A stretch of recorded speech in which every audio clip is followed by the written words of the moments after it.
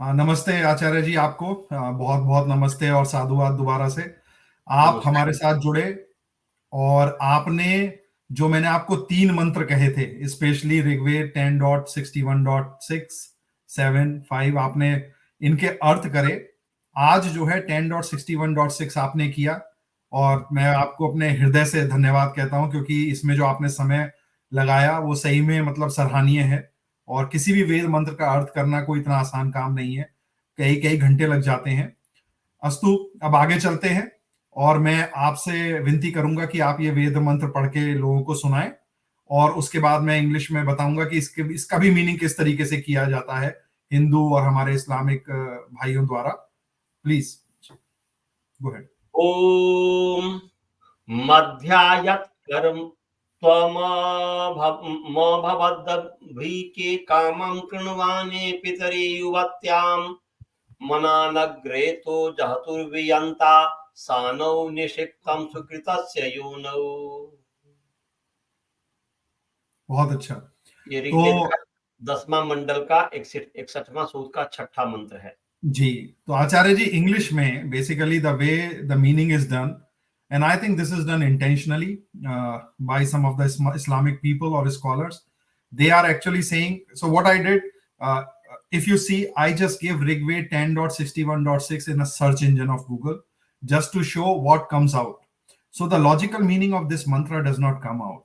What is coming out is basically the filtered bad meaning of the mantra, where proximity of the father working his will and the daughter relation is given, right? The seed uh, goes into the daughter. So I cannot explain it. Basically, these mantras like 10.61.5, 6, and 7, they are together considered like a kind of a lustic, right? Or having some bad meaning, negative meaning in Vedas. But the purpose of this is Acharya ji is going to give you the correct meaning of this mantra. Please do not go by only Sayan, Mahidar, and all those scholars, because they were not actually scholars, right? They did try their level best, but the person of wrong thinking, right, who has something wrong in the mind, will start thinking in the same way. तो आचार्य जी, यहाँ पे मैंने ये बताया है कि किस प्रकार से गूगल में मैंने ये ऋग्वेद 61.6 जो आपने जिस मंत्र का अर्थ किया है उसको मैंने सर्च इंजन में डाला। अब आप सोचिए, दुनिया में कोई भी सर्च इंजन में डालेगा, काफी लोग गूगल से ही जाते हैं आजकल, है ना? आज आर्टिफिशियल इंटेलिजेंस का जमाना है, लोग जल्दी से देखते हैं, अरे इसका तो ये गंदा अर्थ है, क्या है यार, वेद क्यों पढ़ना है, ये तो गंदे अर्थ हैं हिंदू धर्म में और वैदिक धर्म में। तो ये मीनिंग बाहर निकल के आया है। अब ये हमारी कुछ कमियां हैं आचार्य जी कि हम लोग ये ऐसा कार्य नहीं कर पाए, और मुझे आपके पास भी आना पड़ा। 3 मंत्रों को करने में आपने देखा हमें करीब करीब 1 महीना लग गया। तो ये तो जो वेदों के बारे में पढ़ते हैं या जिन्होंने ये दायित्व लिया हुआ है, ये उनकी रिस्पॉन्सिबिलिटी है कि वो लोग सब मिलके कार्य करें। और ये कार्य आप जैसे स्कॉलर्स, है ना, बाकी जो टेम्पल्स हैं जो वेदों को पढ़ाते हैं, ये उनका सबसे बड़ा दायित्व बनता है। मैं तो यहाँ थोड़ी बहुत कोशिश कर रहा हूँ। अब मैं ये आपको देता हूँ, कृपया दुनिया को बताइए कि इसका असली अर्थ क्या है। हाँ, सबसे पहले ये है कि किसी भी मंत्र का जब हम अर्थ करते हैं तो उसका हमें पदच्छेद समझ में आना चाहिए, विभक्ति समझ में आना चाहिए, उसको हमें पदों को तोड़ने आना चाहिए। तो सबसे पहले हम आपको पद पाठ बताते हैं, इसका पद पाठ क्या है। तो देखिए, पद पाठ है मध्या यत कर्त्वम अभवत अभी के कामम कृण्वाणे पितरी युवत्याम मनानक रेतः जहतुः वियंता सानौ निषिक्तम सुकृतस्य योनो। ये जो है आपको हमने पद पाठ कर दिया, पदों को अलग अलग करके बता दिया। अब इसको जो है हम व्याकरण के according to grammar, Sanskrit grammar, पाणिनीय जो ग्रामर है, लौकिक और वैदिक दोनों का जो एक ग्रामर है और निरुक्त है, उसके अनुसार हमें इस पर विचार करना है। जैसे इसमें सबसे पहले मध्या शब्द आया है, तो लौकिक भाषा में मध्य शब्द होता है, जैसे इनके मध्य में मध्य शब्द का प्रयोग होता है, परंतु वेद में ज्यादातर वैदिक भाषा में मध्या शब्द का प्रयोग हुआ है। ऐसा क्यों आया? मध्य अर्थात मध्या और मध्य दोनों एक ही चीज है। अष्टाध्यायी का एक सूत्र है, सुपाम सुलुक पूर्व सवर्णा छया डाड्या जाला। यहाँ पर क्या हो गया, सप्तमी विभक्ति है उसके स्थान पर आ हो गया, इसलिए मध्या बन गया। तो मध्या का अर्थ हुआ बीच में, ये अर्थ हुआ। ऐसे ही आगे है यत, यत माने होता है जो, और फिर कर्त्वम, कर्त्वम जो है कर्म को कहते हैं। तो कर्त्वम जो शब्द है इसका जो मूल रूट है, धूत है, रूट है, धातु है, वह डुक्री धातु है जो करने अर्थ में है। और ये 10 धातु में 10 गण हो तो उसमें से तनादि गण है। तो ये इसमें इस डुक्री करने धातु से कृत्य अर्थ में अर्थात भाव और कर्म, कृत्य का अर्थ होता है भाव और कर्म, इस अर्थ में जो है यहां पर त्वन प्रत्यय हुआ है, और त्वन प्रत्यय करके कर्त्वम इस शब्द की निष्पत्ति हुई है। तो अर्थ हो गया कर्तुम योग्यम कर्म इति कर्त्वम, जो करने योग्य जो कर्म है उसको कर्त्व, कर्त्व कहते हैं। तो अब यहां पर जो है कि करने योग्य कर्म क्या, अर्थात सूर्य के द्वारा, सूर्य में, यहां पर आगे आप वेद मंत्र में जो देखेंगे तो वेद मंत्र में पितरी शब्द आया है, और पिता का अर्थ है, हमने पीछे भी बताया है पिछले वीडियो में कि यहां पर पिता का अर्थ है सूर्य, जो रक्षा करने वाला है, जो प्रजापति है। तो सूर्य में जो कर्म है, तो सूर्य में जो कर्म है, यही कर्तृ शब्द जो है आप निरुक्त को देखेंगे, निघंटू में जो है, निरुक्त और निघंटू को देखेंगे तो निघंटू में यहां पर कर्तृ शब्द कर्म अर्थ में आया है। कर्त्वम जो है, कर्त्वम इति कर्म नाम, कर्तु कर्म को कहते हैं। तो अब यहां पर है कि पितरी सप्तमी विभक्ति एक वचन है, तो पिता में अर्थात सूर्य में जो कर्म है, तो प्रश्न हुआ कि सूर्य में क्या क्या कर्म है, ये होगा सूर्य में क्या क्या कर्म है। तो आप सूर्य में जो कर्म है आप ये देखेंगे तो सूर्य में जो है विद्युत प्रदान करने का, इलेक्ट्रिसिटी प्रदान करने का कर्म है, वह इलेक्ट्रिक प्रदान करता है, विद्युत प्रदान करता है। सूर्य में और क्या कर्म है, प्रकाश प्रदान करता है। सूर्य में क्या और कर्म है, ऊष्मा प्रदान करता है। सूर्य में क्या कर्म है, वह एनर्जी प्रदान करता है, एनर्जी की उत्पत्ति करता है। तो ये विद्युत, प्रकाश, ऊष्मा, ऊर्जा इत्यादि इन सब को उत्पत्ति करता है, इसीलिए सूर्य के कर्म ये सब हो गया, इनको उत्पन्न करना, इनको प्रदान करना। ऐसे ही सूर्य में क्या कर्म है, यदि विज्ञान में यदि आप जाएंगे तो सूर्य में क्या कर्म है, सूर्य में एक होता है संलयन। संलयन, संलयन का मतलब होता है कि जब दो पदार्थ आपस में जब मिलते हैं तो एक नया चीज बनता है। जैसे हाइड्रोजन जो है, दो हल्के पदार्थ जो हाइड्रोजन है, वह जब आपस में मिल गया तो वह जो है हीलियम के रूप में परिवर्तित हो जाता है। तो यहाँ पर संलयन हुआ, अर्थात सूर्य के अंदर जो दो अणु हैं उनका जो दो जो कण है, हाइड्रोजन के कण है, उसका जो आपस में जो मिश्रण है, आपस में जो मिलन है, उसको कहते हैं संलयन। तो सूर्य में संलयन का भी कर्म है। ऐसे ही उसके अंदर विखंड भी होता है, परमाणु में खंड भी होता है, उस टूटता भी है, तो परमाणु में विखंडन भी कर्म है सूर्य के अंदर। ऐसे ही दहन, सूर्य के अंदर जलाने का कर्म है, ये सभी कर्म है। तो कर्त्वम का अर्थ हुआ करने योग्य कर्म, अर्थात सूर्य में इस प्रकार के जो कर्म है उसको कर्त्व कहते हैं। अब उसे ऐसे अभी के शब्द वहां पर है। अब अभी के बहुत सारे अर्थ हैं। अभी के को यदि आप अष्टाध्याय के आधार पर देखेंगे भ्राता जी, तो अभी के में यहां पर एक अष्टाध्याय में पंचम अध्याय का दूसरा पाद का 74वां नंबर सूत्र है, अनुका भिका भीकह कमिता। तो उसमें अभिक शब्द आया है। उसका मतलब यह हुआ कि अभी शब्द से कन प्रत्यय होता है, किस अर्थ में, कमिता अर्थ में। कमिता, कमिता माने कमु कांतो, अर्थात इच्छा करने वाले अर्थ में, और कमु कांति कहते हैं प्रकाश को, तेज को। तो तेजो, तेज अर्थात चमकने वाला। ये तो पितरी का ये विशेषण जब बनाएंगे तो चमकने वाले सूर्य, प्रकाश से युक्त सूर्य, तेजो, तेजोमय सूर्य, ये अर्थ होगा। तो ये अभी के का अर्थ हुआ तेजोमय सूर्य, प्रकाश से युक्त सूर्य, चमकने वाला सूर्य।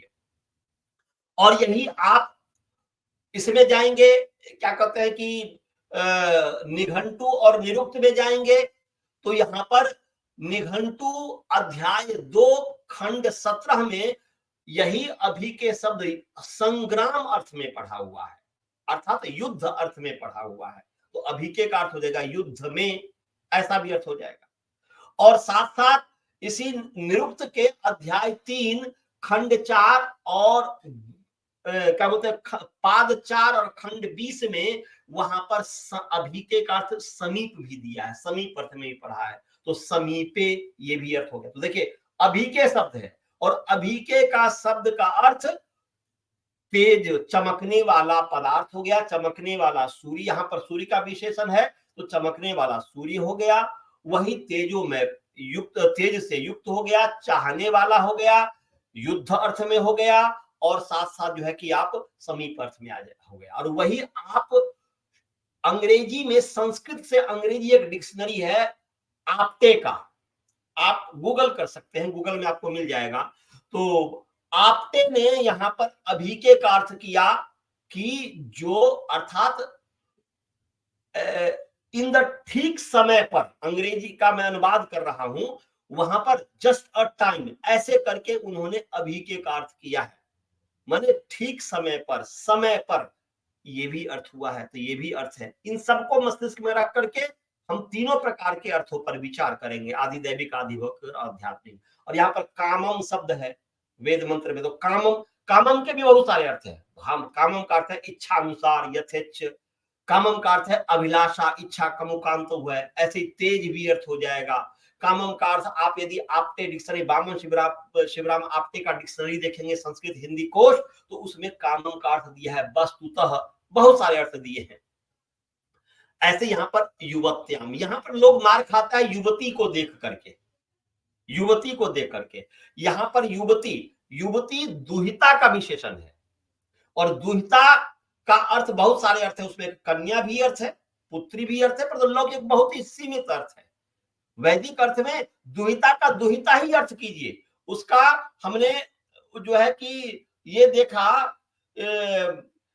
पुराण इत्यादि है, पुराण में वहां पर दुहिता शब्द लिखा, हिंदी में लोगों ने बेटी अर्थ कर दिया है, इसीलिए यहाँ पर अर्थ का अनर्थ हो गया। दुहिता का दुहिता ही रहने दीजिए, दुहिता का अर्थ है दूरे हिता, दूर रहने पर भी जो हितकारणी हो उसको दुहिता कहते हैं। और यदि आप ऐतरेय ब्राह्मण में देखेंगे तो आचार्य जी मैं आपको रोकूंगा। तो आप ये कहना चाह रहे हैं, असल में जो मैं समझा अब तक इन मंत्रों में जो अर्थ किए गए हैं वह लौकिक संस्कृत को लेकर कर दिए गए, यौगिक संस्कृत को नहीं समझा गया इसमें। नहीं समझा गया है। अच्छा, यौगिक को ध्यान में, यौगिक करके ही हम इसको ठीक से, माने सही रूप से विज्ञान परक अर्थ समझ सकते हैं। क्योंकि वेद में जो भी कोई, क्योंकि वेद को ध्यान में रख करके ही आप लोगों ने नाम रखा है किसी चीज का। बेटी का भी नाम जो रखा, उस वेद में दुहिता शब्द लिखा हुआ है, तो उस दुहिता अपन रख दिया कि भाई ये दूरे हिता, दूर रह करके भी अपने पिता का ये कल्याण सोचती है, इसलिए इसका नाम चलो दुहिता दे देते हैं। तो वो, परंतु ये नहीं, पहले वेद है, बाद में वस्तु है, और वस्तु होने पर उसका नाम रखा जाता है। जैसे कोई माँ के गर्भ में बच्चा होता है तो जन्म लेने पर उसका नाम रखते हैं ना, सोचते भी है भाई ये, पर तो नाम तो जन्म लेने के बाद रखते हैं कि भाई इसका नाम क्या बोलते हैं राम है, इसका नाम कृष्ण है, इत्यादि इत्यादि। तो वेद पहले है और ये जितने भी व्यक्ति बने वह बाद में है, इसलिए उससे चयन करके, उससे लेकर के नामों को रखे हैं। आप मनुस्मृति में देखेंगे तो आपको समझ में आ जाएगा। तो यहाँ पर युवती शब्द जो रहता है, रहता जी, युवती शब्द है, स्त्रीलिंग है, और यु धातु है जो मिश्रण और अमिश्रण अर्थ में है। और युवती दीर्घ इकारांत भी है और ह्रस्व इकारांत भी है। तो यहाँ पर युवती शब्द का क्या अर्थ होगा? युवती शब्द क्या है? युवती बने यौती मिश्रयति अमिश्रयति। जो युवती वह पदार्थ है, युवती वह पदार्थ है जो मिलाती है, संयोग करती है, और वियोजयति जो पृथक करती है, उस पदार्थ को युवती कहते हैं, उस चीज का नाम युवती है। तो यहाँ पर युवती दुहिता का विशेषण है। और दुहिता के संबंध में आप ऐतरेय ब्राह्मण, पहले भी बताया हूं, और ऐतरेय ब्राह्मण में 3 दिन 4 दिन पहले मैं पढ़ रहा था, तो ऐतरेय ब्राह्मण में बताया है दुहिता का अर्थ। उसमें बता रहे हैं कि दुहिता दिवम इति दुहिता का अर्थ है दिवम, द्युलोक। और फिर बोल रहे हैं उषसम इत्यन्ये, ऐसा कि उषा, कुछ लोग जो है उषा का अर्थात दुहिता का अर्थ उषा है। अब उषा का मतलब क्या होता है जी? उषा का सामान्य अर्थ प्रातः काल हो गया, परंतु उषा का अर्थ होता है उषदाहे, ऐसा पदार्थ जो ज्वलनशील हो। सूर्य के अंदर में एक ऐसा पदार्थ जो ज्वलनशील हो, उषदाहे, उसको कहते हैं दुहिता। तो अब देखिए यहां पर कह रहे हैं और द्युलोक का नाम भी दुहिता है। तो यहां पर वह ऐसा पदार्थ जो जोड़ता भी है, जैसे कि दो हाइड्रोजन जुड़ रहा है, आपस में कनेक्ट हो रहा है, तो उसमें उन दोनों पदार्थों को आपस जोड़ने में एक ऐसा अलग ही पदार्थ है दुहिता नाम का, उषस नाम का, जो कि दोनों को आपस में जोड़ता है। तो वह भी अर्थ हो जाएगा। और द्युलोक करेंगे तो द्युलोक भी तो द्युलोक है ही, दिव का अर्थ प्रकाश भी होता है, दिव का अर्थ द्युलोक भी होता है। तो ये हमें ध्यान में रखना है। युवती माने वह युवती कोई लड़की नहीं, युवती बेटी नहीं, यहाँ पर युवती माने मिश्रण अमिश्रण करने वाले, वह जो है कि दहनशील पदार्थ, उषदाहे दहनशील पदार्थ, वो चीज, वो दुहिता हो गया या द्युलोक। अब जो है ऐसे ही मनानक शब्द है यहाँ पर इस वेद मंत्र में। तो मनानक शब्द जो है, अब मैंने सायन भाष से देखा तो मनानक का अर्थ उन्होंने अल्पह किया है। अल्पह, वो भी ठीक है, वो भी अपने वो अर्थ संगति लग जाएगी। अल्पह उसके आधार पर भी हमने अर्थ किया है, जब आदि भौतिक अर्थ किया है तो अल्पह। परंतु मैंने इसका जो मनानक का जो इस पर बहुत ही विचार, इस पर बहुत अधिक विचार करना पड़ा। इसमें लग रहा कि मुझे इसी मनानक शब्द पर ही हमें 2 से 3 दिन लग गए, 10 घंटे से 12 घंटे लग गए मनानक के, क्योंकि मनानक शब्द पर कहीं पर कोई स्पष्ट रूप से कहीं कुछ का ही नहीं है। इस पर मैंने गुरुजी हमारे एक है कामेश्वर सिंह विश्वविद्यालय के डॉक्टर सुरेश्वर झा जी, वो व्याकरण के विभागाध्यक्ष हैं, अभी बहुत बड़े ऑफिसर हैं, तो उनसे भी मैं तर्क वितर्क करता हूँ। आपके समक्ष जो भी प्रस्तुत करता हूँ तो उनसे मैं तर्क वितर्क करता हूँ, उनसे मैं शब्द की सिद्धि पर, भाई मैंने जो ये किया, ये व्याकरण की प्रक्रिया से किस आधार पर, कैसे क्या है, फिर जो है तो उनसे मैंने पूछा मनानक। तो वेद के तो विद्वान गुरुजी नहीं है, व्याकरण के प्रकांड पंडित हैं, उनसे मैंने पढ़ा है, उनका बहुत बड़ा आशीर्वाद। परंतु मैंने उनके सामने रखा कि गुरुजी मैंने मनानक का ऐसा ऐसा ऐसा किया है, तो मन का ऐसा मैंने अर्थ किया, आनक का ऐसी शब्द सिद्धि की है। वह उनके तरफ से भी हाँ जब हो जाता है तो इस तरीके से फिर मैं अपना विचार और भी आगे बढ़ाता हूं। तो ये मनानक जो शब्द है, इसको मैं सूर्य का विशेषण मानता हूं। और सूर्य का विशेषण क्यों मानता हूं? इसमें मनानक में 2 शब्द है, एक मन शब्द है, दूसरा आनक शब्द है। और मन जो बना है भ्राता जी, मन धातु, ये मन धातु से बना है, और मन के अनेक अर्थ हैं। उसमें से एक अर्थ है स्तंभ, माने रोकना, स्तंभ, मन कहते हैं मन स्तंभे। इस धातु से मन शब्द घ प्रत्यय करके मन हुआ, अधिकरण अर्थ में हुआ। तो क्या अर्थ हो गया मन का? कि मानयते, स्तंभते, स्तभनोति, स्तोभते, ये न यत्र वा इति मनः। अर्थात मन उसका नाम है जिसके द्वारा, मन का उसको कहते हैं जिसके द्वारा या जहां किसी पदार्थ को रोका जाता है। अर्थात इस द्युलोक में ऐसा कुछ पदार्थ है जो सूर्य के जो भी किरणें आ रहे हैं उसका अवरोधक तत्व है, उसको रोकने वाला है। उस रोकने वाले बहुत सारे रश्मियां हैं, बहुत सारे बाधक तत्व हैं, जो कि सूर्य के पास से जो भी कण यहां तक पहुंचता है, कण के रूप में जो रश्मि आता है उसको रोकता है, तो उसको मन कहेंगे। और उसका आनक, अब उस दूसरा है आनक। अब आनक जो है, आनक क्या है? आनक है, आनक में आंग उपसर्ग है और उसमें नस धातु है अदर्शन अर्थ में। तो आनक जो है आंग उपसर्ग पूर्वक नस दसनी धातु से हम कृप प्रत्यय करते हैं तो आनक बनता है, जिसका अर्थ क्या होता है? नश्यति अवरोधकः पदार्थः येन। अब इसी आनक पर भी आपको कह रहा हूं, जैसे आप कहते हैं ना भ्राता जी कि कभी ऐसा होता है कि मैं सोचता सो जाता हूं और सो जाता हूं और सो करके फिर उसमें मुझे आता है इस तरीके से, ये आनक पर भी मुझे यही आया। आनक यही, इसमें सोफा पर बैठा हुआ था और इस पर मैं इसकी व्याख्या कैसे करूं, किस तरीके से इसका ये होगा, कैसे, ऐसे करते करते करते माने अर्ध निद्रा में ऐसी मुझे व्याख्या आई, सामने हमारे सामने प्रकट हुई, मानो कि परमात्मा सामने प्रकट कर रहे हैं और वो प्रकट किए कि भाई इसकी ऐसी व्याख्या होगी।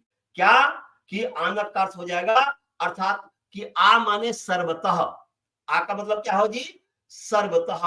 और यहां पर जो है कि नश का अर्थ है माने नश्यति, तो वो अर्थ क्या हो गया कि नश्यति अवरोधकः पदार्थः येन स आनक, अर्थात आनक वह है जिसके द्वारा जो भी अवरोधक पदार्थ है उसको नष्ट किया जाता है, जिसके द्वारा नष्ट होता है। तो सूर्य जो है अपने सामर्थ्य से वो अवरोधक पदार्थ को नष्ट कर देता है। और फिर हो गया मना नाम आनक मनानक, अर्थात अवरोधक तत्वों का जो नाशक है सूर्य, उसको मनानक कहते हैं। तो आचार्य जी एक चीज बताइए, अभी हाँ, आपका मैं ध्यान से सुनते सुनते मुझे ये बताइए, क्या ऐसा हो सकता है यहाँ पे असल में जो सूर्य है, सूर्य की कभी कभी किरणें बहुत ही शक्ति से निकलती हैं और वो इतनी शक्तिशाली भी होती हैं कि वो जो सैटेलाइट है आपके स्पेस में उनको भी नॉकआउट कर देती हैं, मतलब उन्हें भी खराब कर देती हैं। लेकिन धरती के, क्योंकि धरती के अंदर आयरन का कोर है, राइट, लोहे का जो कोर है, उसके घूमने से धरती के चारों ओर एक चुंबकीय चक्र है। वो चुंबकीय चक्र क्या करता है, वो उन खतरनाक रेडिएशन से बचाता है इस धरती को, लेकिन जो अच्छी रेडिएशन है वो उसमें से निकल के धरती पे आ जाती है। आ जाती है जी, ठीक है। क्या ये यहाँ हाँ, आपको हो लगता है? सकता है, उस तरीके से हो सकता है, क्यों नहीं हो जी सकता। वह क्योंकि मनानक का अर्थ हुआ कि जो भी अवरोधक है, जो भी मतलब रोकने वाला है, यहां तक आने में जो कुछ भी रोकने वाला कण है, पदार्थ हैं, रश्मियां हैं, उनको भी जो नष्ट करने वाला है उसको कहेंगे मनानक। तो जो भी उसका नाशक होगा वो मनानक बन जाएगा। और यहां पर हमने मनानक को सूर्य का विशेषण बनाया है इस प्रसंग में, तो अर्थात अवरोधक तत्व को नष्ट करने वाला। और यहाँ पर जहतु शब्द है, ये जहतु शब्द जो है लिट लकार का है भ्राताजू, ये उहा त्यागे है, इसे लिट लकार का प्रथम पुरुष द्विवचन का रूप है। तो क्या अर्थ हो गया, जहतु माने त्यागते हैं, छोड़ते हैं, ये अर्थ हो गया त्याग अर्थ में। तो अर्थात दोनों, वह द्युलोक उषा और वह सूर्य, दोनों मिल करके उसको छोड़ते हैं, त्यागते हैं। तो ये इसमें है। तो यहां पर क्या वियंता शब्द आया है। वियंता इस वेद मंत्र में वियंता शब्द है। वियंता कहते हैं वी उपसर्ग है और इन धातु है, और उससे सत्रि प्रत्यय करेंगे तो वियत बनेगा और उसका द्विवचन में वियंतो बन जाएगा। वियंतो का ही वियंता रूप है, जैसे मध्य का मध्या रूप है, इसलिए द्विवचन का वियंतो का वियंते हो गया।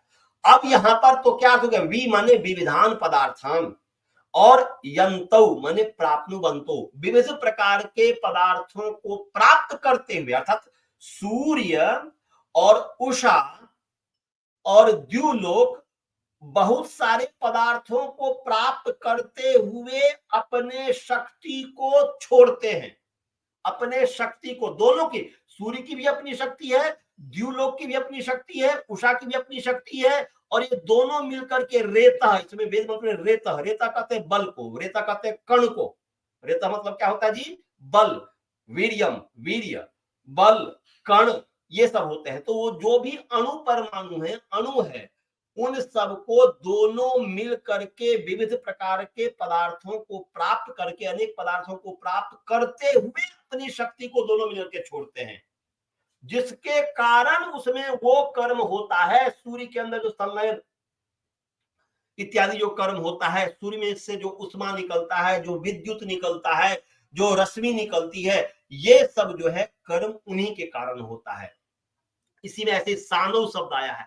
अब सानव जो है भ्राता जी, सानव शन धातु है, संभक्ति अर्थ में शन संभक्तो, इससे जो है उणादि को उसके युण प्रत्यय करने से हम सानु बनाते हैं, उसका सप्तमी विभक्ति सानव है। तो सानव का क्या अर्थ होता है जी, सानव का सामान्य जो लौकिक जो अर्थ के आधार पर, पाणिनीय ग्रामर के आधार पर जब इसकी व्याख्या करेंगे तो अर्थ हो जाएगा संभजति योगी जन यत्र, जहां पर योगी लोग पहाड़ के चोटी पर रह करके भजन करते हैं, उस पहाड़ की चोटी को सानु कहते हैं, उस स्थान का नाम सानु है। समझ गए जी? तो पर्वत का शिखर, चोटी, स्थान इसको कहते हैं। या सन्यते सेव्यते मुनि पृथ्वी, मुनि इत्यादियों के द्वारा जिस स्थान का सेवन किया जाता है उस स्थान का नाम, उस पहाड़ की चोटी का नाम हम सानु कहते हैं। और यदि आप निरुक्त के आधार पर कहेंगे, और एक और यदि देने अर्थ में भी होता है तो सनोति माने शुद्ध वायु ददाती, जो शुद्ध वायु को देता है। आप देखेंगे, क्योंकि मैंने ये जो व्याख्या मैंने किया है स्टोन माउंटेन को ध्यान में रख करके किया है, कि मैं जब स्टोन माउंटेन पर चढ़ता हूं और चढ़ करके चोटी पर जाता हूं, वहां पर जो हवा है उस समय जो शुद्ध वायु जो आ रहा होता है ऊपर में, इतना आनंद आ रहा होता है। तो सानु उस पर्वत की चोटी को इसलिए कहते हैं क्योंकि वह शुद्ध वायु को प्रदान करता है, आनंद कर सुखकर वायु को प्रदान करता है, इसलिए उसको सानु कहते हैं। परंतु निरुक्त को यदि आप देखेंगे तो निरुक्त में वह जो है अध्याय 2 पाद 2 खंड 24 में उच्च स्थान का, सानु माने उच्च स्थान है, तो उसमें कहा सानु समुच्छ्रितम भवति समुन्नतम इति वा, अर्थात इसका मतलब हुआ कि सानु उसको कहते हैं जो उच्च स्थान है, उन्नत स्थान है। तो उन्नत स्थान, उच्च स्थान को सानु कहते हैं, ये ध्यान में रखना है। माने सानु इस वेद मंत्र में उन्नत स्थान को, उच्च स्थान को कहते हैं। और यहाँ पर सुकृतस्य शब्द आया है, सुकृतस्य, सायन ने सुकृतस्य का अर्थ किया यज्ञस्य, ऐसा अर्थ किया। अच्छा, वहां पर अर्थ उसने किया यज्ञस्य, तो यहाँ पर यज्ञ माने सृष्टि रूपी यज्ञ। तो सुकृत जो है, सु माने सुस्थु, क्री माने कर्माणि क्रियन्ते, देवों के द्वारा जो अच्छे कर्म किए जाते हैं, जहां पर यस्मिन स सुकृतः, अर्थात सुकृत उसको कहते हैं जहां पर इस आकाश में, इस जगह जो देवता लोग हैं ये अच्छी तरीके से कर्मों को करते हैं, जहां पर उसको कहते हैं हम, उस यज्ञ को कहते हैं, सृष्टि रूपी यज्ञ को कहते हैं हम सुकृत। हाँ, और ऐसे ही जब हमने देखा सतपथ ब्राह्मण ग्रंथ, हाँ, तो वहां पर जो है, अब महर्षि जी का भी भाष्य हमने देखा, तो वहां पर सुकृत का ने एक जगह सूर्य किया है और उन्होंने व्याख्या किया है सुष्ठु उत्पादितः सूर्य, सुष्ठु उत्पादितः इति शुक्र, माने सुष्ठु उत्पादितः इति सूर्य, माने सुकृतः का अर्थ सूर्य महर्षि जी ने वहां पर किया है। अच्छे तरीके से जो उत्पन्न हुआ है परमात्मा के द्वारा, उस सूर्य को सुकृत कहते हैं।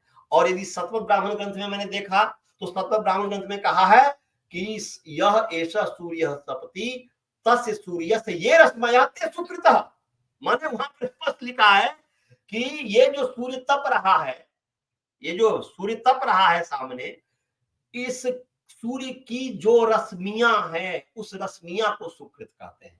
तो सुकृत का क्या क्या अर्थ हो गया भ्राता जी? सुकृत का अर्थ हो गया सृष्टि रूपी यज्ञ, सुकृत का दूसरा अर्थ हो गया सूर्य, और तीसरा अर्थ हो गया सूर्य की किरणें, ये सभी सुकृत का अर्थ हो गया। और योनि का, योनि पर भी लोग कमाल करते हैं। योनि का जो सामान्य गण है, जन जो है, अबोध बालक है, जो भले ही शरीर से बहुत बड़ा हो परंतु ज्ञान से सबसे छोटा हो, ज्ञान में कमी हो, उसको कहते हैं अज्ञ।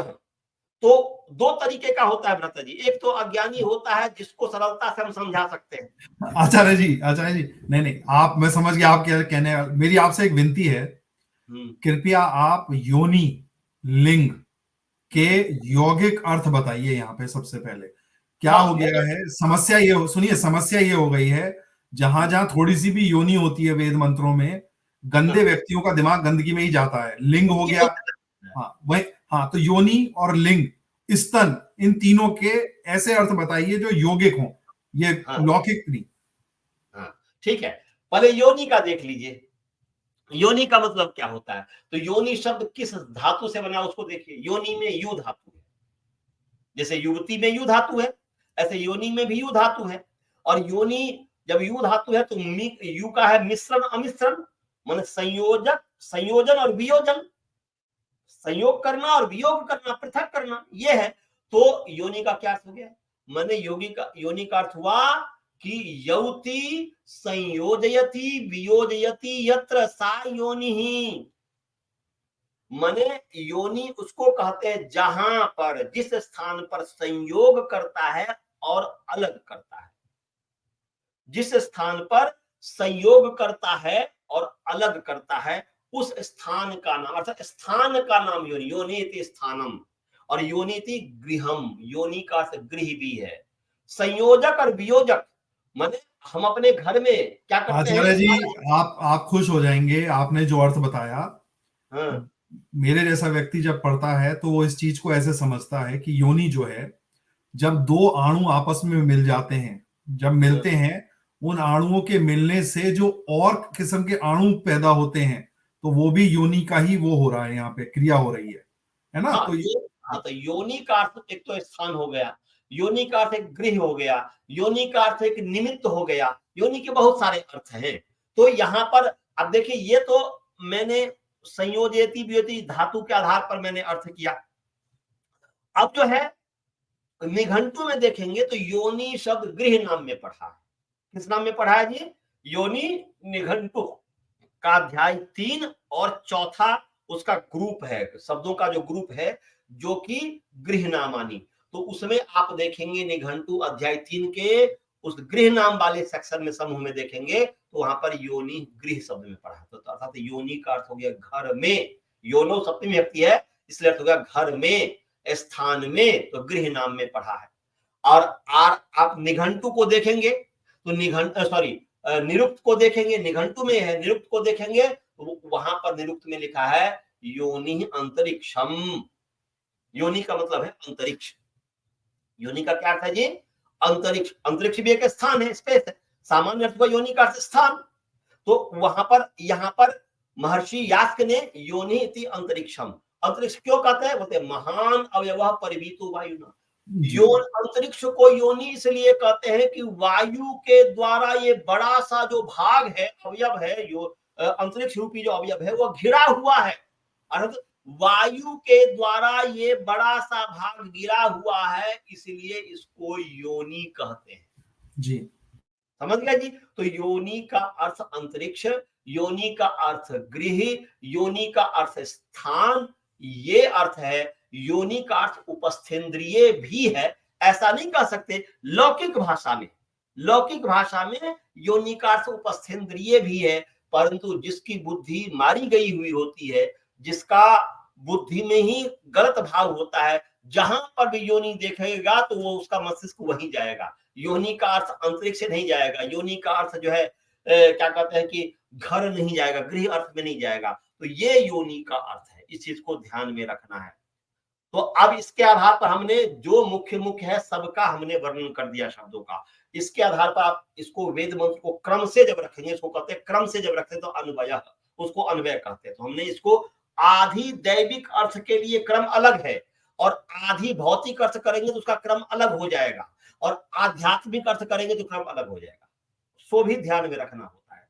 तो हम आधि दैवी के आधार पर इस वेद मंत्र के जो क्रम को रखे, क्रम में जो रखे, इन ऑर्डर, क्रम मानी इन ऑर्डर, इस क्रम में रखे हैं। तो ऐसा रखे हैं कि कामम कृणवाने अभी के पितरी युवत्याम, और युवत्याम का आगे मैंने कोष्ठक में दुहतरी च माने दुहिता का विशेषण होने के कारण, और मध्या, मध्या माने अंतरिक्षे, अंतरिक्ष में, अर्थात दोनों के, माने एक तो हो गया कि पिता में अर्थात सूर्य में, और दुहिता अर्थात उषा में, द्युलोक में, और फिर जो है मध्य, ये पृथ्वी और द्युलोक के मध्य में जो अंतरिक्ष है, तो मध्य माने मध्य अंतरिक्षे यत् कर्त्वम अभवत् तत्कर्त्वम तदा भवति यदा माननक युवती दुहिता च वियंता सुकृतस्य योनौ मन सानव योनौ निशिक्तम रेतो जहतुहु। यहां पर कितनी अच्छी बात बताई है। इसका अर्थ यह है आधिदैविक अर्थ कि देखिए क्या अर्थ है कि जो कामम, कामम माने कांति, तेज, प्रकाश, और कृणवाने का मतलब है उत्पन्न करते हुए, सत्री प्रत्यांत है। तो अर्थ हो गया कि प्रकाश को, तेज को उत्पन्न करते हुए जो अभी के पितरी माने जो प्रकाशशील, अभी के अर्थ मैंने क्या किया था, तेज से युक्त, चमकने वाला, इसलिए प्रकाशशील सूर्य में, और युवती का अर्थ हो गया पदार्थों को पदार्थों के साथ मिलाने वाली, माने पदार्थों को पदार्थों के साथ मिलाने वाली और अलग अलग करने वाली, पृथक करने वाली जो दुहिता अर्थात उषा और द्युलोक में, और फिर पृथ्वी और अंतरिक्ष के मध्य में जो अंतरिक्ष लोक में, दोनों के मध्य में अंतरिक्ष में जो कर्म है, यत कर्तव्यम, जो करने योग्य कर्म, अर्थात क्या कर्म है, सूर्य में क्या कर्म है, ऐसे अनुसंधान का विषय है। विज्ञान के लोग इसको ज्यादा समझ सकते हैं और अच्छी तरीके से व्याप में, तो केवल इस, क्योंकि संस्कृत विभाग को, व्याकरण विभाग को जानता हूं मैं, तो उसके आधार पर व्याख्या कर रहा हूं।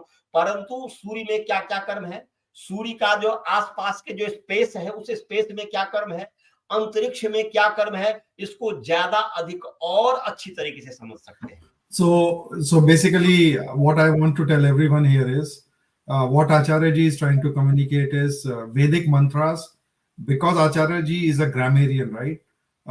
They have lot of hidden scientific meaning, right? So someone with scientific acumen, if they listen to the meaning of this mantra, they might be able to find things which the science has not been able to find so far. So this mantra is basically telling about some of the kriyas or some of the stuff which is happening on the sun and between the sun and the earth, right? And in the space there are something called rashmi. Rashmi means like they are very subtle vibrations, right? Strings basically he's talking about. Go ahead, Acharya.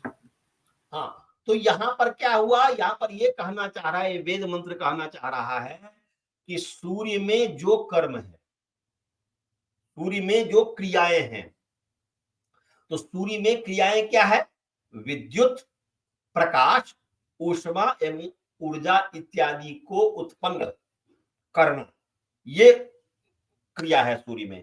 ऐसे, और सूर्य में क्या है, सूर्यों में परमाणु में संलयन होता है, जो आपस में हाइड्रोजन के जो परमाणु हैं, दो हाइड्रोजन के परमाणु, हल्के दो परमाणु मिलते हैं और संलयन हो रहा है, जिसको अंग्रेजी भाषा में आप कहना चाहें तो क्या कहेंगे, कौन सा फ्यूजन, न्यूक्लियर फ्यूजन होता है, न्यूक्लियर फ्यूजन। हाँ, तो सूर्य में न्यूक्लियर फ्यूजन हो रहा है, इसको ये वेद मंत्र बता रहा है।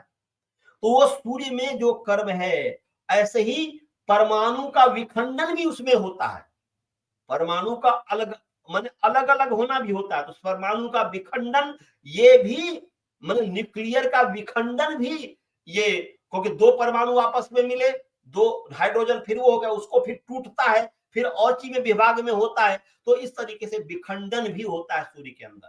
तो ये सूर्य का माने परमाणु, बिल्कुल आप बिल्कुल सही कह रहे हैं। सिर्फ साइंस में अभी तक जो पढ़ते हैं बच्चे वो फ्यूजन ही पढ़ते हैं, लेकिन ऐसा नहीं है। Basically there are lot of many other particles which are generated out of sun. Okay, so Acharya ji is telling about that not only fusion is happening that we study in the scientific books, there are other particles also which are getting generated. You can consider it as a form of a, not a nuclear fission, but yes, there are many particles which are coming out of it. Go ahead, Acharya. तो वहां पर वही है कि जैसे संलयन होता है तो वहां पर विखंडन भी होता है ना, जुड़ता भी है, टूटता भी है, तो ये भी विखंडन भी होता है। ऐसे दहन अभिक्रिया, ये जो कर्म सूर्य में होता है, ऐसे ही सूर्य का जो स्पेस है, जैसे पृथ्वी का जो स्पेस है, पृथ्वी जिसमें है, घूमता है, ऐसे ही सूर्य भी, जो सूर्य का भी, जो सूर्य की रश्मि से प्रकाशित जो आकाश है, वहां पर भी कुछ क्रियाएं होती है, उसमें भी, उषा में भी क्रियाएं होती है, जो भी दहनशील पदार्थ है वहां पर, उनमें जो भी क्रिया है, वो क्रियाएं होती है, माने क्रिया जो हुआ, होता है और आगे भी होगा, वह कब होगा, वह कर्म तब होता है जब मनानक, अब वो कर्म कब होता है, तो मनानक माने सूर्य, मनानक और युवता जो दुहिता है, ये अवरोधक तत्वों का जो नाशक मनानक रूप जो सूर्य, और युवती माने मिश्रण अमिश्रण करने वाली युवती रूप जो दुहिता अर्थात उषा और द्युलोक, ये दोनों जो है वियंता माने विविध पदार्थों को प्राप्त करते हुए, आपस में मिलते हुए, वियंता का दो अर्थ हो जाएगा। जब यहाँ पर या प्रापणी धातु से बनाएंगे, ये भी वियंता बन सकता है, या यहाँ पर जो है कि आप इन धातु से बनाएंगे तभी भी बन जाएगा। तो परस्पर गम धातु भी अर्थ है, प्राप्ति अर्थ भी है, इसलिए परस्पर एक मिलते हुए और साथ साथ परस्पर माने विविध पदार्थों को प्राप्त करते हुए क्या है, सुकृतस्य, सुकृत से माने सूर्य, मैंने बताया था सुकृत का सूर्य है, रश्मि तरंगे को रश्मि को भी कहते हैं, और जो सृष्टि रूपी जो यज्ञ है, इनके जो सानव जो उन्नत स्थान जो है, गृह है, उस गृह में जो निषिप्त विद्यमान जो रेतः माने कण है, बल है, प्राण है, उनको जब वह छोड़ता है, उनको जब प्रदान करता है, उसके बाद ही उसके अंदर वह जो खंडन और संलयन, विद्युत देना, विद्युत यानी प्रकाश दहन, ये सब क्रियाएं होती है, ये वेद मंत्र बता रहा है। तो श्रोतागण, अब मैं आपसे पूछता हूं कि बताओ कहां पर इसमें कहीं अश्लीलता है?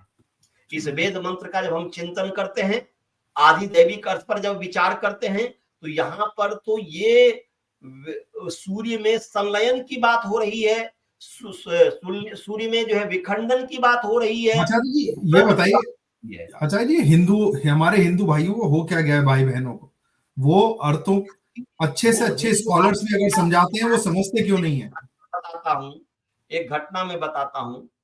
हमें यहीं पर कोई है, हमारे मित्र हैं, मित्र ही कहेंगे, अच्छे व्यक्ति हैं, स्वाध्यायशील हैं, परंतु एक बार उनसे कभी डिस्कस हुआ था, माने पंडित हैं, उनसे डिस्कस हुआ था, तो मेरे मन में हुआ कि वो स्वाध्यायशील हैं, उनसे जब कुछ बातचीत करेंगे तर्क वितर्क का, तो कुछ उनको समझ में आएगा। तो हनुमान जी के ऊपर एक बार बात हुई, मैंने बोला कि देखो हनुमान जी बंदर नहीं थे, वाल्मीकि रामायण के आधार पर हमने उनको समझाने का कोशिश कर रहे थे, तो सीधे बोल दिए मैं तो हनुमान जी को बंदर ही मानूंगा, आप क्या करोगे? आचार्य जी यही मेरा प्रश्न है कि आप हिंदू लोगों को कितना ही समझा लीजिए, प्रमाण दे दीजिए व्याकरण से, मतलब ऐसा क्या अहंकार है कि जो उनको समझने ही नहीं देता है, मतलब क्या है ये? नहीं, वो जो है वो उस तरीके का, क्योंकि जो है कि हम उनकी भी गलती, क्योंकि उनके अंदर ये क्यूरियसिटी नहीं है सत्यता तक पहुंचने के लिए, सत्यता को जानने के लिए उनके अंदर, ये तो विद्वानों का काम है, विद्वान लोग ही जब इसको नहीं समझना चाहते, जब स्वाध्यायशील लोग ही चीज को नहीं समझना चाहते, उसके बाद लगभग 6-7-8 साल हो गया, उसके बाद मैं उनसे कभी भी डिस्कस किया ही नहीं। मैं बोला कि जिस व्यक्ति को मैं सत्यता तक ले जाना चाहता हूं, वो इस चीज को नहीं समझना चाहते, क्यों फालतू का अपना समय बर्बाद करना? तो मैं कभी उनके सामने कभी ये किया ही नहीं डिस्कस कि हनुमान जी बंदर नहीं थे, या कोई भी चीज मैं डिस्कस उनसे करता ही नहीं हूं।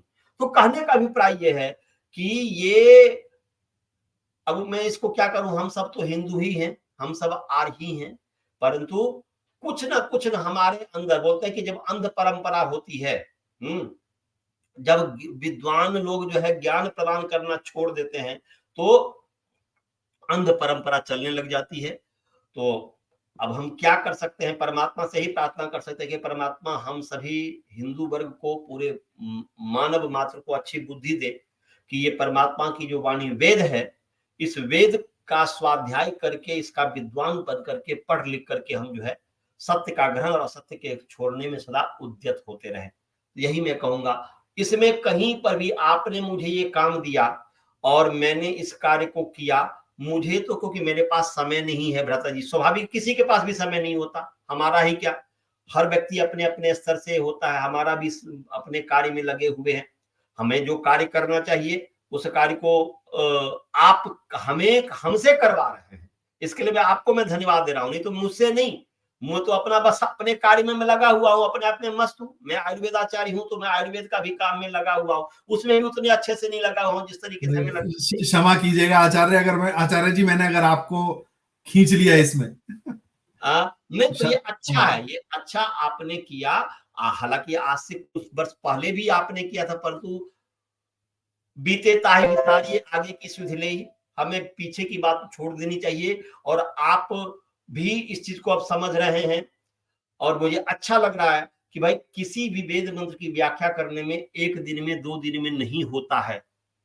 मैं आपको मैं 3 दिन पहले ये भेज दिया था, करता था, पर तो आज मैं क्योंकि इस पर बहुत सारे चिंतन किया, चिंतन करने के बाद लोगों को वैसे ही लगता हो कि बैठा हुआ है, पता नहीं क्या कर रहा है, परंतु चिंतन करने के बाद वह जो घी को जैसे मथते हैं, मैंने क्या बोलते हैं, दही को जो मथते हैं तब क्रीम निकलता है, और क्रीम को जब हम इसमें उस चूल्हा पर जो है बिलोई में डालते हैं, तब उसके बाद घी तो उसके निकलता बाद घी निकलता है। है। जी जी। ऐसे ही मस्तिष्क में बहुत मथते हैं, बहुत व्यायाम होता है।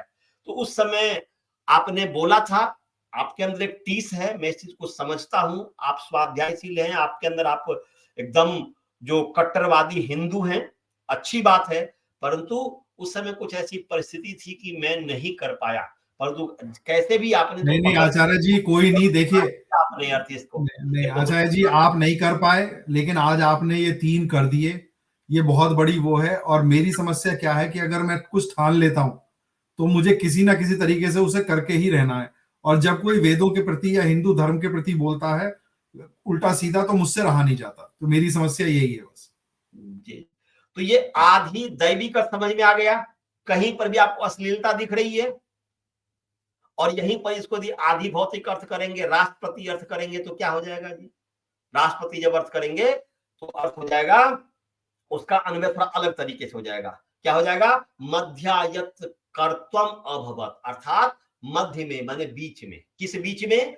संसद में सदस्यों के बीच जो कानून संबंधी जो भी विचार रूपी कर्म है, अकर्म हो रहे होते हैं, और कर्म हो रहा है, अब वह कर्म पूरा हो गया हो, विचार हो गया हो तो अच्छी बात है, नहीं विचार हुआ माने विचार नहीं पूर्ण हुआ, तभी भी अभी के वहां पर उस ठीक जस्ट टाइम, ठीक समय पर, अर्थात जब सभा की अवधि 5 साल बाद या 6 साल बाद, अलग अलग देश की अलग अलग स्थिति में हो सकती है, किसी का 4 साल में हो सकता है, जैसे कि यहाँ पर राष्ट्रपति 4 साल का होता है अमेरिका में, कहीं पर जो है कि 5 साल का होगा, कहीं पर जो है उसकी अवधि है।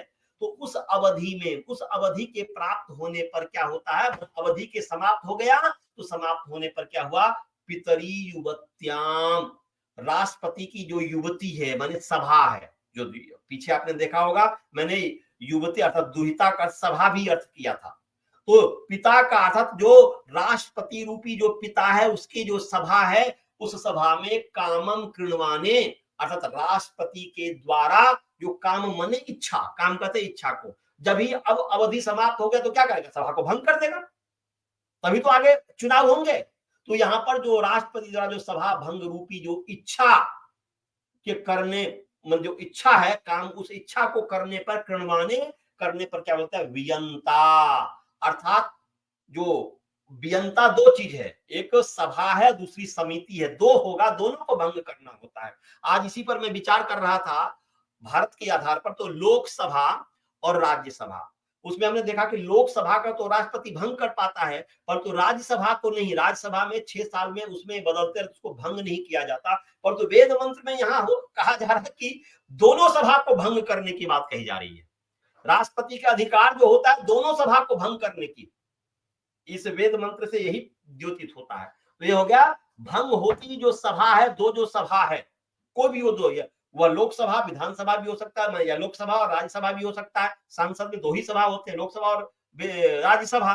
तो ये जो दोनों प्रकार की जो सभा है, इन सभा और समिति, इन समिति दोनों जो है रेता अपनी शक्ति को क्या करता है, जब ही वह भंग की इच्छा होती है तो इच्छा करने पर क्या हुआ, उस भंग होती सभा जो है, अर्थात दोनों प्रकार की जो सभा है, वह रेता अपनी शक्ति को मनानक माने स्वल्प, अल्प काल के लिए चुनाव के समय क्या करता है, वो दोनों प्रकार की जो सभा है, संसद में दोनों प्रकार की सभा है, अपनी शक्ति को छोड़ देता है थोड़ी देर के लिए, थोड़े समय के लिए, अर्थात उनके पास वो शक्ति नहीं होती है कि कुछ निर्णय ले सके। तो जब वो छोड़ देता है वो दोनों प्रकार की सभाएं संसद में, तो फिर क्या होता है, उस चुनाव के समय वह शक्ति अब कहां पर आ गई, जब ये छोड़े तो कहां पर आ जाएगी, तो राष्ट्रपति के पास आ जाएगी। यही कर रहा है, वह सक्रिय शक्ति जो है सुकृत से योनौ सानौ, जो सुकृत उत्तम कर्म करने का जो योनि माने कारक, हेतु निमित्त जो हो गया, तो अर्थात उत्तम कर्म करने वाला जो राष्ट्र के जो सर्वोच्च, सानु माने उच्च, सानु माने क्या बताया था मैं, उच्च स्थान, तो सर्वोच्च जो व्यक्ति राष्ट्रपति है, उस राष्ट्रपति में वह शक्ति निशक्तम विद्यमान होती है, अर्थात वह उसके अधिकार में होता है। तो यहां पर तो ये कहा, इस वेद मंत्र में ये कहा जा रहा है कि भाई जब आप संसद में कोई नियम इत्यादि तो पारित कर रहे होते हो, कुछ भी आप विचार कर रहे होते हो, उस समय यदि अब समय हो गया है, 5 साल का किसी का टाइम होता है, किसी का 4 साल का टाइम होता है, जैसे भी है, उस समय राष्ट्रपति क्या होता है, वो सभा भंग कर देता है। जब भंग कर दिया, उस बाद चुनाव उसके अधिकार में होता है, चुनाव करवाता है। जब तक चुनाव होता है, जब तक ये नहीं होता, तब तक जो है राष्ट्रपति के अधिकार में वह शक्तियां होती है, वह बल होता है। ये इसमें कहा जा रहा है। इसमें श्रोतागणों बताओ कि कहां पर अश्लीलता है? बहुत अच्छा, बहुत अच्छा। नहीं, कहीं पर भी अश्लीलता नहीं है, मैंने आधी भौतिक अर्थ में भी अश्लीलता नहीं है। और आध्यात्मिक अर्थ तो जो है परमात्मा, पति का अर्थ हो गया परमात्मा, सर्वरक्षक परमात्मा हो गया, वह प्रकाशशील ज्ञान स्वरूप जो परमात्मा है, उस परमात्मा, और जो युवती हो गया, युवती माने वही मिश्रण अर्थात पदार्थों को संयुक्त और वियुक्त करने वाली जो सृष्टि है या प्रकृति है, प्रकृति उसमें ही पदार्थ में संयोजन वियोजन हो रहा होता है, तभी जो है कि ये पूरा संसार सृष्टि बनता है, तभी जो है मन बुद्धि इत्यादि बनता है। जैसे प्रकृति में कुछ ऐसे हुआ तो संयोजन हुआ, कुछ तो वियुक्त हो गया, कुछ जो है संयुक्त होकर के और आगे बढ़ गया, बुद्धि बन गया, कुछ तो वियुक्त होकर के हमारी बुद्धि बन गई, कुछ जो है वियुक्त हो माने कुछ जो संयुक्त होकर के अहंकार बना दिया, फिर अहंकार में भी कुछ अहंकार हमारे लिए हो गया, विखंडन हो गया, कुछ जो है कि एक करके जो मन इंद्रियों को बना दिया, इस तरीके से उसमें भी संयोजन। प्रकृति को भी हम युवती कहते हैं और सृष्टि को भी हम युवती कहते हैं। तो इन दोनों परमात्मा और जीवात्मा, परमात्मा और प्रकृति, ये दोनों जो है, इन दोनों में भी क्या है, जीवात्मा को फल प्रदान करने के लिए सृष्टि का बन, माने परमात्मा, ये सृष्टि क्यों बनती है, सृष्टि का आप यदि सांख्य दर्शन पढ़ेंगे तो सांख्य दर्शन में बताया ही है, महर्षि कपिल जी बता रहे हैं कि सृष्टि का निर्माण होता है जीवात्मा को फल देने के लिए, अर्थात हमारा जैसा कर्म है उस कर्म के आधार पर हमारा फल मिलता है, वह फल हमारे शरीर रूपी सृष्टि में ही मिल सकता है। ये जब तक अर्थात संसार, पृथ्वी, सूर्य, चंद्र, नक्षत्र, शरीर इत्यादि जो कुछ भी बना है, हमें परमात्मा ने हमें जो कर्म फल प्रदान करने के लिए बनाया है, हमें फल देने के लिए बनाया है। तो इसीलिए यहाँ पर ये कह रहे हैं कि परमात्मा और प्रकृति दोनों जो है क्या है, दोनों के मध्य में, दोनों में जीवात्मा को फल प्रदान करने का जो कर्म है, उन दोनों में जो कर्म होते हैं, वह कर्म कब होते हैं, जब परमात्मा और प्रकृति दोनों मिलकर के अपनी शक्ति को छोड़ते हैं, अर्थात परमात्मा अपनी शक्ति को छोड़ते हैं, प्रकृति के अंदर ओम रूपी रश्मि को छोड़ते हैं, और ऐसे करते करते सृष्टि का निर्माण हो रहा है। सृष्टि, प्रकृति में भी अपनी शक्ति है, वह भी अपनी शक्ति को छोड़ती है, वह दोनों मिल करके ये सृष्टि का बनाना रूपी कर्म को दोनों मिल करके करते हैं।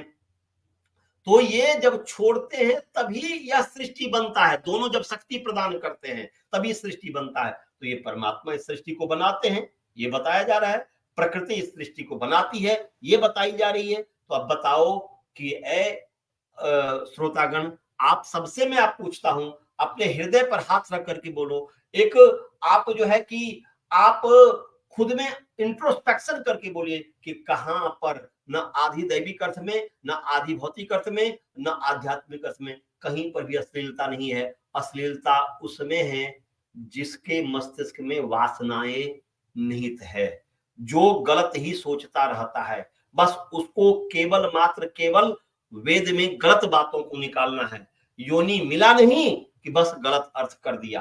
कहीं पर भी मन, कुछ लोग ऐसे होते हैं कि देखो देखो देखो ईशावास्यमिदं सर्वं, देखो यहाँ पर ईशा का नाम लिखा है, ईसा मसीह का नाम आया हुआ है, वो ईशा देखा नहीं कि बस ईसा मसीह हो गया।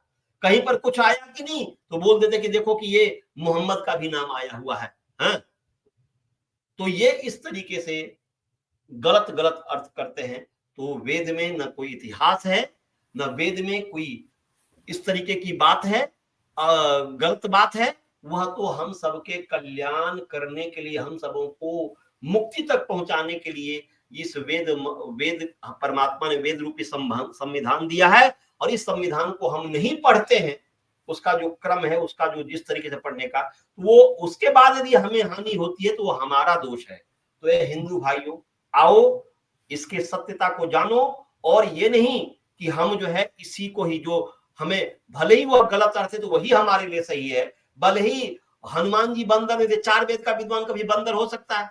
बताओ। उसमें राम भगवान कहते हैं कि हनुमान जी जो जब वो जाते हैं मिलने के लिए, तो हनुमान जी को कहते हैं कि ये व्याकरण है, व्याकरण का विद्वान है, कभी अपशब्द इसको इसके मुख से एक भी अपशब्द नहीं निकले हैं, जी जी गलत शब्द नहीं निकले हैं, अशुद्ध शब्द नहीं निकले हैं, ये आज चारों वेद के विद्वान है। जी और जी ऐसे व्यक्ति बंदर कभी हो सकता है क्या? हाँ, परंतु इस पे आचार्य जी एक एक मैं व्याख्यान बनाने वाला हूँ इस पे, हनुमान जी पे। परंतु हिंदू इतना मस्तिष्क से, क्या मैं बताऊं, मैं कितना कठोर शब्द कैसे मैं बोलूं, परंतु हिंदू इतना नादान हो गया हुआ है, अबोध हो गया हुआ है कि वह सत्य को जानने का प्रयास ही नहीं करता। आचार्य जी आप अबोध कह रहे हैं, असल में हमारे अंदर अहंकार बहुत आ गया है, और अहंकार जब व्यक्ति के मस्तिष्क में बहुत प्रबल हो जाता है तो वो ज्ञान को दबा देता है, और वो ज्ञान को सुनने भी नहीं देता है, हाँ, वो भी नाश भी कर देता है ना।